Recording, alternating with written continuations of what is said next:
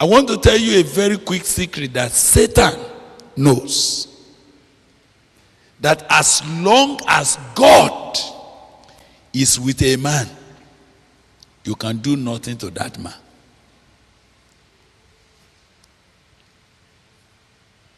The devil knows that if God keeps company with you,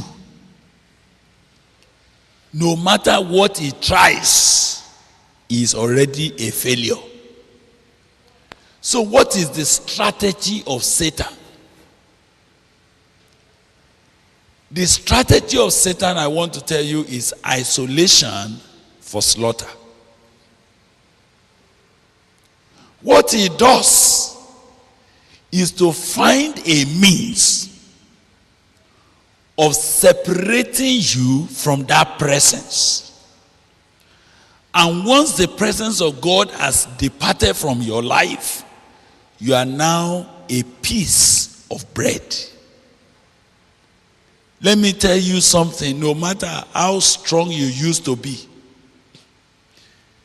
if the presence of God got separated from your life, you become nothing. You become a walkover. You become, I don't know how to say it, but you become nothing. In fact, the devil just stretch his hand and say, take that one. So the greatest thing the devil is looking for is to make sure he introduces into you what will not allow the presence of God to go with you. Anything at all. It could be courtship that robs you of the presence of God. It has robbed you. And the presence of a man, no matter how nice he is nothing if it takes away from you the divine presence of God. So the children of Israel, something has happened here. Sin came into their midst. Idol worship came into their lives. And ever before Moses will even know, God already saw it. He said, these people have departed from me. By the time Moses got to the people and he saw it, whatever he did, he came back to God to start pleading. It was not his intercession that I want to show you, particularly meanwhile. There are a few issues. Two particularly that I want you to mark before we pray. Did you hear when Moses pleaded with God and said, God, forgive these people, forgive their sin, forgive their sin. And if you are not going to forgive them, blot me out of the book that you have written. And the Lord said, no. Whosoever has sinned against me, him will I blot out of my book. Therefore, go now and lead the people unto the place which I have spoken unto you. Behold, my angel shall go before you. Now, are you listening to me? Are you listening at all? Please listen, because I don't have a long time to talk tonight, and yet you need to catch this.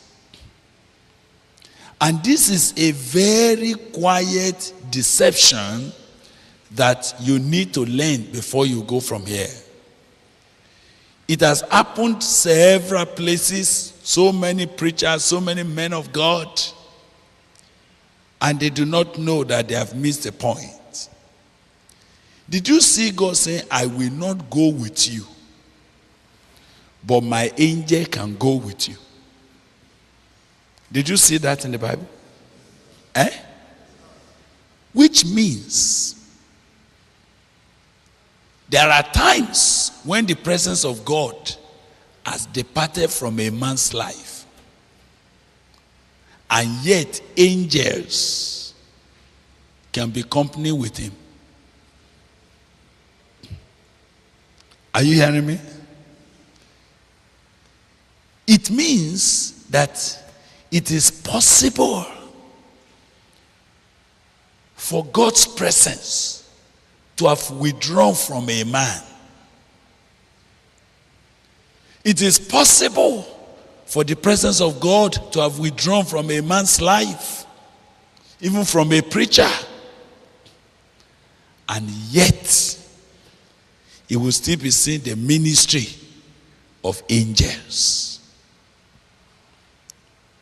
I discovered that angelic presence is not any very big high presence.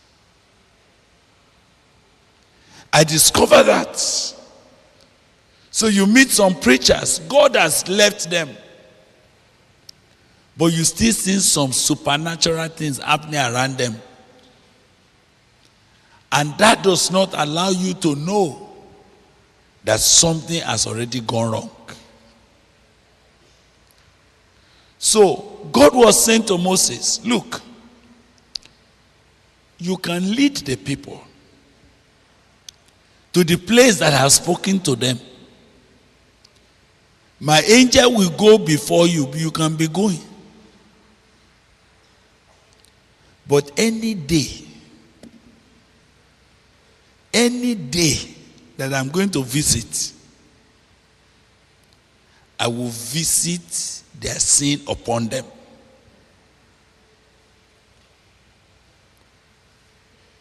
You can be going. And the Lord came again and said, depart, go up hence, you and the people which thou hast brought up out of the land of Egypt, unto the land which I swear unto Abraham, to Isaac, to Jacob, say, unto thy seed will I give it. And I will send an angel before you. And I will drive out the Canaanites, the Amorites, the Hittites, the Perizzites, the Hivites, and the Jebusites. I will even take you to a land flowing with milk and honey. But I will not go up in the midst of you. Are you understanding something there? And this is one thing I want to leave you with. I want God to sharpen your taste. I want God to give you a very sharp taste for the presence of God. I want to pray that you will never be satisfied with the presence of angels or even the presence of miracles. I wish you will become a generation of young people, young men and women, who can never be satisfied with anything less than the presence of God. In that passage, I'm seeing a very serious possibility. God said, go. I will drive out the Amorites, the Hivites, the Perizzites, the Jebusites, the Canaanites, the Girgashites. I will drive them out from before you. But I will not go with you. So I discovered that God's presence in a man's life is such a treasure that God does not play with it. You don't understand the kind of thing I'm talking to you about. Oh. You don't know why my heart is very, very my heart is longing for something. I have discovered that it is possible for somebody to be doing Christian activities, Christian work, and God is not with him. You see, if Moses went on and Amorites are being destroyed, Canaanites are being destroyed, and he was beginning to possess the land that flows with milk and honey, who will you say is going with him? You will think God is with him. But this is very possible, and God will not be there. So I was asking myself, what is the peculiar thing about the presence of God? The presence of God has to do with the personality of God. The presence of God has to do with the personal presence of God. I may be repeating myself, but it's because I don't know how to express it in an easier manner. That if I want to succeed with God in my life, I must not be carried away even by demons that are falling down for me. If I want to succeed and I want to travel long in life, I must not be carried away by the activities of ministry if I don't sense the presence of God again. So, you see, it is possible for someone to be relating with angels, and God is saying, my angel can go with you, not me. My angel can move with you. You can even drive out the Canaanites and pull out all the demons, but I will not be with you. I'm not there. I'm not interested in going with you because you are too stiff-necked. Your will is too strong. You don't want to obey me. I don't like to relate with people like that.